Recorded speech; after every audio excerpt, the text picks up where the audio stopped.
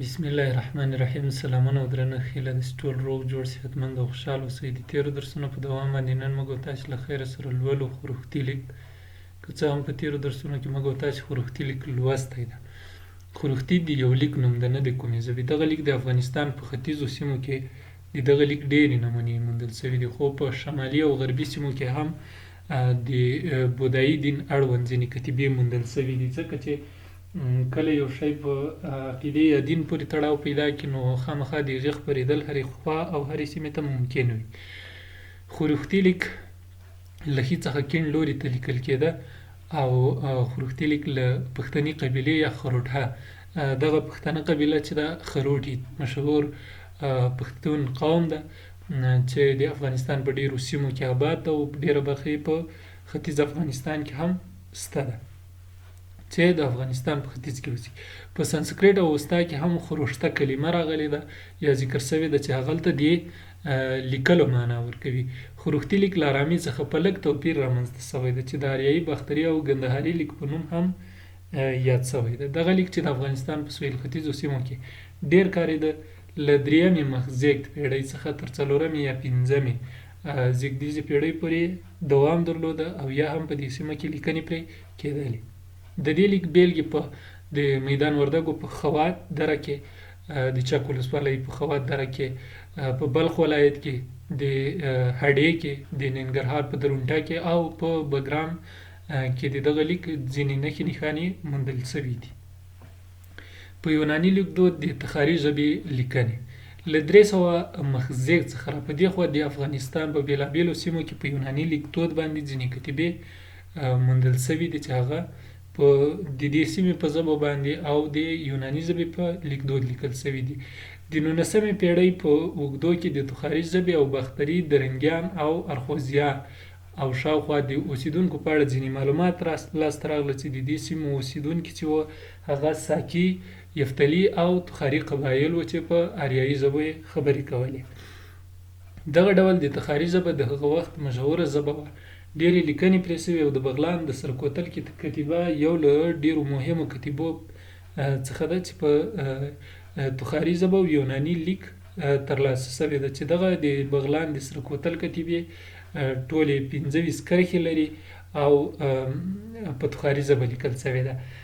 د دغې ژبې اړوند نورې کتیبې په اروزګان، جغتو او د غزني په ناهور کې موندل شوي دي چې ژبه یې تخاري ده او لیک دود یې چې کوم ده یا په کوم لیک چې لیکل شوي هغه یوناني ده، یعنې الفبا یې یوناني ده.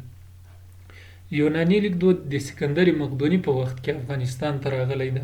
د ګڼو نورو پدیدو ترمنځ چې د دغه یرغل پر وخت افغانستان ته یې لاره پیدا کړې، یو له هغو نه یوناني لیکدود ده.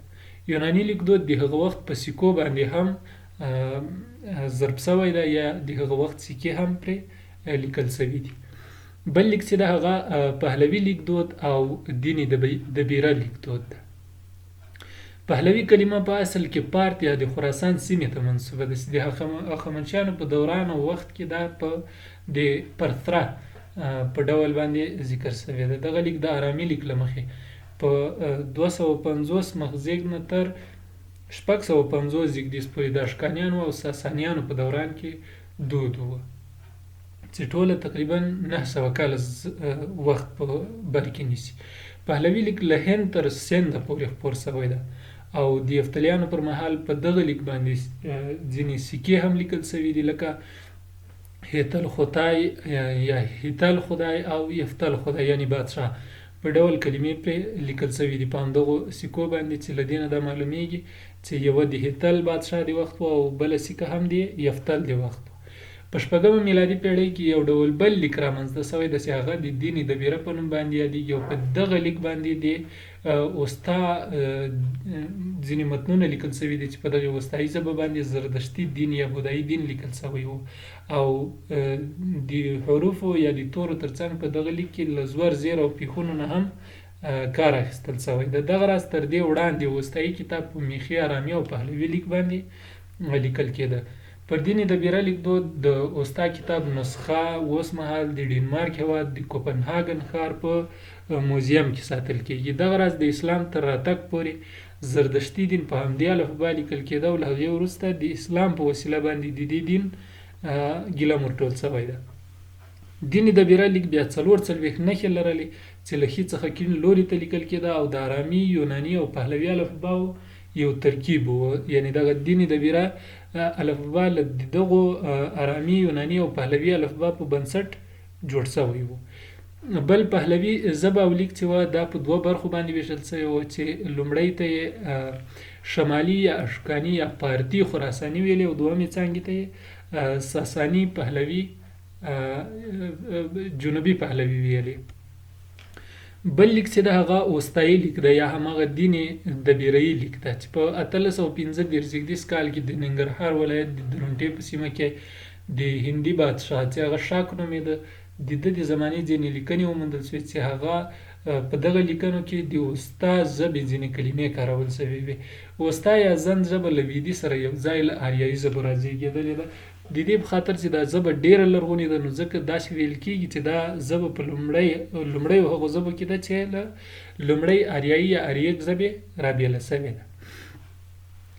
بل پوهان د زند او اوستا ترمنځ توپیر نه کوي، یعنې یوه ژبه یې بولي. په اوستایي ژبه زوړ کتاب ګاتا یا ګیت کښل شوی ځکه یې نو اوستا بولي چې په همدې متن کې حتما د دې ژبې نوم اوستا یاد شوی ده. اوستا د روحاني مسایلو او مقدساتو پورې اړه لرله چې د غوایي په 12,000 پوستکو لیکل شوی. د سکندر مقدوني یعنې 213 نه تر 313 مخزېږده پورې دغه 12,000 پوستکي یا ورک شوي یا هم سوځېدلي دي د دغو یرغلونو په پایله کې.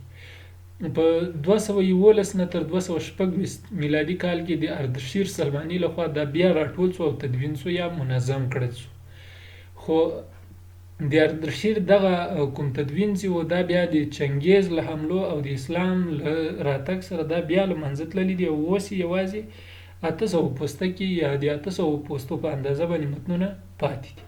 د ساسانیانو پر مهال بیا 226 تر 651 زیږدیز پورې له پهلوي او زبوري الفبا نه یو بل ډول الفبا رامنځته شوې وه چې موږ تاسو وړاندې هم ولوسته. هغه د دین دبیره په نوم باندې یادېدله چې د پهلوي ژبې او اوستا د متونو لپاره کارول کېدله. نو دا و د موږ تاسو د نن ورځې درس. تر بل درسه ښې چارې پاک الله مو مل شه.